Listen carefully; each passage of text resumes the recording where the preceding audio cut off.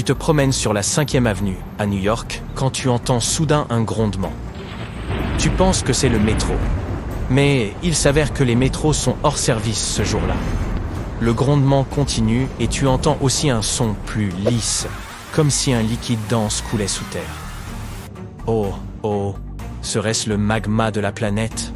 Et oui, dans ce scénario hypothétique, tes oreilles sont magiquement accordées au son des plaques tectoniques qui se déplacent profondément sous tes pieds. Félicitations, tu as atteint la portée auditive d'un éléphant. Avec nos oreilles normales, cela ne serait jamais possible. Le champ auditif moyen de l'être humain se situe entre 20 et 20 000 Hz.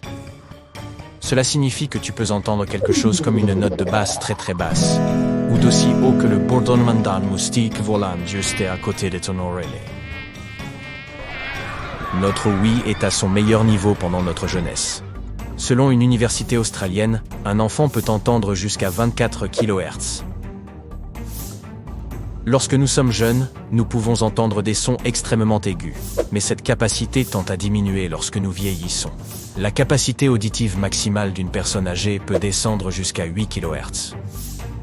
Cette personne n'entend probablement pas le gazouillis des oiseaux ni le bip de son micro-ondes. Les sons qui vibrent à des fréquences situées hors de notre champ auditif sont inaudibles pour la plupart d'entre nous. Ces fréquences sont appelées ultrasons ou infrasons. Tu te souviens quand tu entendais les plaques tectoniques se déplacer? C'est le meilleur exemple d'infrason. Mais qu'est-ce que le son? Et les humains pourraient-ils un jour élargir leur champ auditif? Commençons par le début. Le son est une vibration. C'est une onde qui a besoin d'un milieu pour se propager. Ce milieu peut être de l'air, par exemple, ou un gaz, ou même quelque chose de liquide, comme de l'eau. Fait moins amusant. Si l'oxygène disparaissait de l'atmosphère terrestre, nous ne pourrions plus rien entendre. Nous pourrions parler, mais comme il n'y aurait plus de support pour les ondes sonores, nous ne pourrions plus nous entendre les uns les autres. C'est fou, non? Les ondes sonores ressemblent à peu près à ceci. Elles seront plus agitées si ce que nous écoutons est un bruit aigu.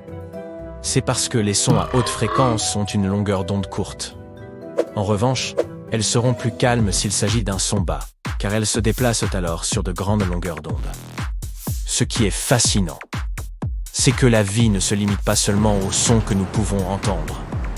Au contraire, les animaux ont souvent un champ auditif plus large que le nôtre. Si nous ne pouvons entendre que jusqu'à 20 kHz, nos toutous, eux, peuvent entendre jusqu'à 45 kHz. Les chats sont encore plus doués que les chiens, car ils peuvent capter des fréquences allant jusqu'à 60 kHz.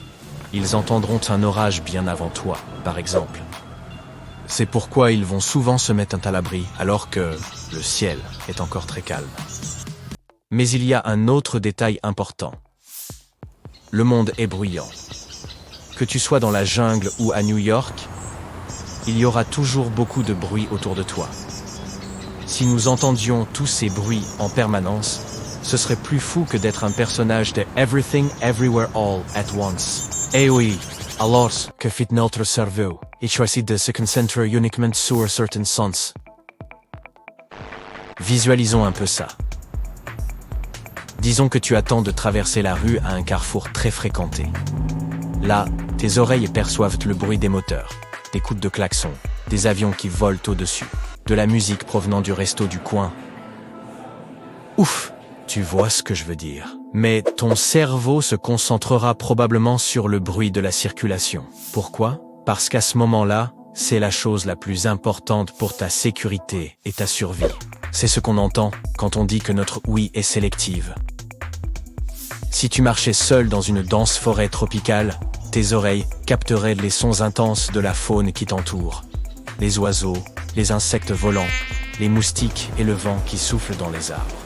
Mais tes oreilles seraient surtout attentives au bruit des prédateurs. Je veux parler des félins ou des serpents, par exemple. Ce qui est amusant avec le son, c'est que si nous changeons de support, nous changeons certaines de ces lois. À la surface, l'ouïe humaine semble être très limitée. Mais si nous allons sous l'eau, nous pouvons étendre notre champ auditif. Selon National Geographic, les plongeurs ont une plus grande capacité auditive. Si, à la surface, nous n'entendons que jusqu'à 20 kHz sous l'eau, nous aurons à peu près la même ouïe qu'une chauve-souris. Quelque chose comme 100 kHz. Et non, l'eau ne nous transforme pas en surhomme. Nous ne savons pas exactement pourquoi cela se produit, mais les scientifiques ont deux hypothèses. D'abord, le son se déplace différemment dans l'eau. Ensuite, cela a à voir avec la façon dont nos oreilles reçoivent le son et dont notre cerveau l'interprète. Voici à quoi ressemblent nos oreilles à l'intérieur. Nous avons la partie extérieure, qui fonctionne comme une sorte d'entonnoir. Elle capte les longueurs d'onde vibrantes du son. Après avoir traversé cet entonnoir, les ondes rencontrent la structure de notre oreille interne. Notre tympan reçoit les ondes sonores, qui activent de minuscules os reliés à la cochlée. La cochlée est cette partie qui ressemble à la coquille d'un escargot. Elle est composée d'un liquide semblable à de l'eau salée. Au centre le plus interne de la cochlée, nous avons des poils encore plus minuscules qui vibrent en fonction de la fréquence du son que nous recevons. Certains poils ne seront activés que par des sons aigus, tandis que d'autres poils seront activés par des notes plus graves. Au cas où tu te demanderais pourquoi notre audition empire avec l'âge, c'est à cause de ces poils. Les humains naissent avec un ensemble de poils, et s'ils sont endommagés, ils ne repoussent pas. Ils sont extrêmement sensibles, et si tu les exposes sans cesse à des bruits forts, tu endommageras ton ouïe pour toujours. Le bon côté des choses, c'est que ces poils sont si sensibles que certains d'entre eux peuvent détecter les vibrations ultrasoniques. Habituellement, nous ne les activons pas beaucoup, mais les scientifiques pensent que nous pouvons le faire sous l'eau. Si National Geographic a raison et que nous pouvons entendre des fréquences allant jusqu'à 100 kHz, cela signifie que nous pouvons entendre aussi bien que les dauphins. Et si c'est le cas, cela signifie aussi que nous pourrions utiliser l'écholocation pour nous orienter dans l'eau. Tout comme les dauphins. L'écholocation est une forme de navigation par le son. Pour simplifier, c'est comme si tu voyais avec tes oreilles. Comment est-ce possible ?